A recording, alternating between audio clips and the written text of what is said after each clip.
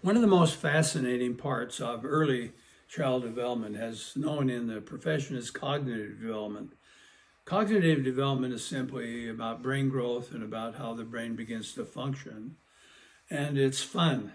Being a parent of a child, if you know about cognitive development, you can see all sorts of interesting things take place that'll bring you a lot of happiness.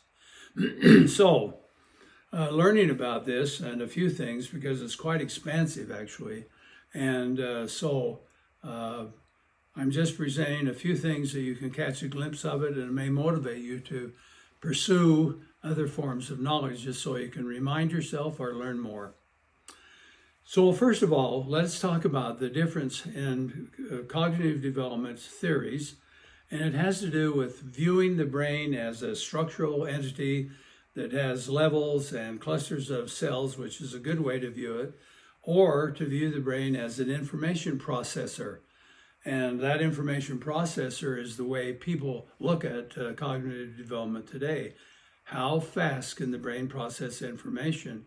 This was all brought to us by the advent of technology, computers, and the internet.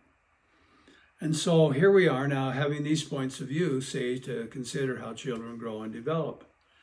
So let's first of all take a look at the two major theorists. Lev Vygotsky, which is the Russian psychologist that brought an amazing sort of notion about how kids develop cognitively. And his proposal is that children grow up and they're put with people who are more competent than they are, and they put into something called a zone of proximal development. And it would be important for you to learn those words so that you can sound authoritative when you tell people about it. Otherwise, there's not much use for them. What it simply means is that children get with other older people and mimic them, learn from them, and primarily that is how cognitive development takes place. So Lev Vygotsky, in addition to the zone of proximal development, said, here's what takes place in it. First of all, children are motivated to solve problems, and so they have to think about how to get this or how to do that or how to move in this direction, and that's part of the process. Then after that occurs, they start linking language and thought. Now, one of Vygotsky's greatest contributions was to connect the idea that language development becomes associated with cognitive development. And after a while, we all learned that because the brain has association areas in it where it connects or puts things together. Well, here's the first one. So children learn to speak their thoughts. And thereafter, they begin to link all sorts of interesting things together, like Noam Chomsky later on for children will talk about deep structure for language, for example, or surface structure. What this means then is that children learn language and some thought about them, and they tend to learn it from external origins. That is, they'll hear a speech or they'll do something else, and this is how political philosophies or moral values or so on are connected, is because children are learning the language that is connected to a set of thoughts, and they acquire these and they adopt them as their own. And so this is one way that they acquire knowledge about themselves and so on. Thereafter, according to Vygotsky, we have the idea that language and thoughts connected, so we get all sorts of mental functions like problem solving, logic, and other kinds of things. Well, what does this lead to? Well, if you're looking for a way to promote cognitive development, you'd want to put your children in situations where they are able to see people who are more advanced than they are, not too advanced, but somewhat advanced. Then you'd want to give them a range of experiences and some problems to solve. And then you could ask them to tell you what they're thinking. When they are old enough, like 4, you say, tell me how you thought about that. And tell me what that bird is thinking and something else, so that you help them connect and develop a vocabulary that is larger, and therefore they think better. Now, it doesn't mean that they are expressing it like talking all the time, but typically a larger vocabulary is connected to a more expansive form of cognitive growth. Now I'm going to move on to Jean Piaget, and in from birth to age 5 is his stage of pre-operational thought. And pre-operational thought is interesting, and Piaget is still taught in our colleges because Piaget had accurate data. He used his own children to look at, and his observational capacity is just truly remarkable because he's seeing these things occur, then gave them names, and then began to look and see if other children did, and lo and behold, he could find these same conditions in virtually all other children that were approximately the same age. So this pre-operational thought includes the following characteristics.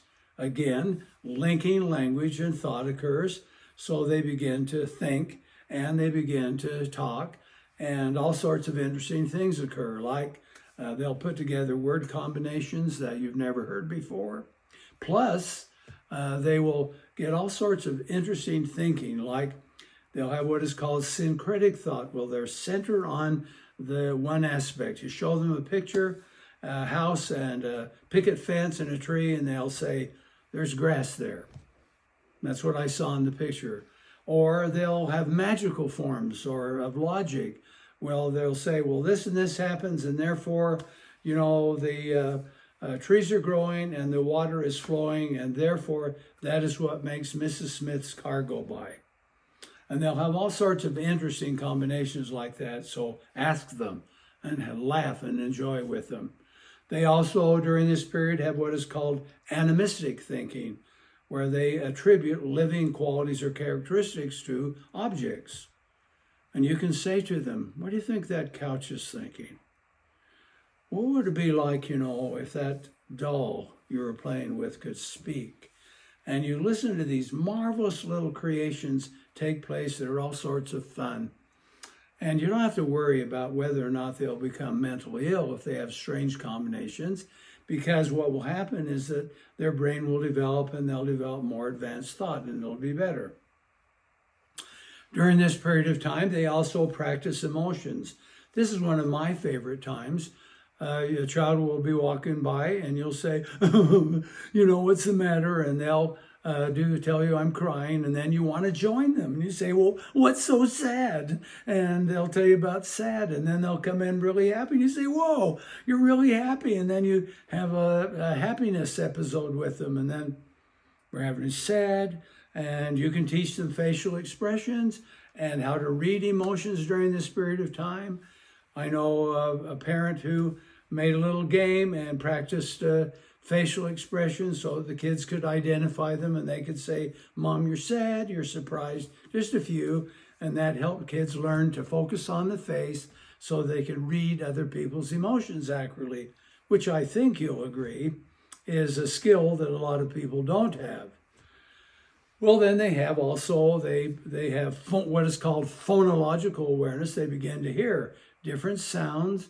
And of course, they're working on language, and so they've got to have these sounds and enunciate them and start with the right emphasis on the right syllable. One favorite joke of mine was that people sometimes will have the emphasis on the wrong syllable. And then when you have that going on with kids, and you say, really, could you repeat that and tell me about that? And here you're having these wonderful interchanges with little kids at the dinner table about their language. And lastly, as part of this section, they have improved attention. And this is an area that you could do a lot to promote your children's growth. Do things like this. Take 5 objects, have a 4-year-old look at them, and then have him close their eyes and then take one away. And then have him repeat what's there. Teach him to pay focused attention, because it pays off later in school, and it pays off later in looking and paying attention to people. Now, this is the cognitive development for children from birth to 5, and the next form of cognitive development will be about the next stage, that is middle childhood.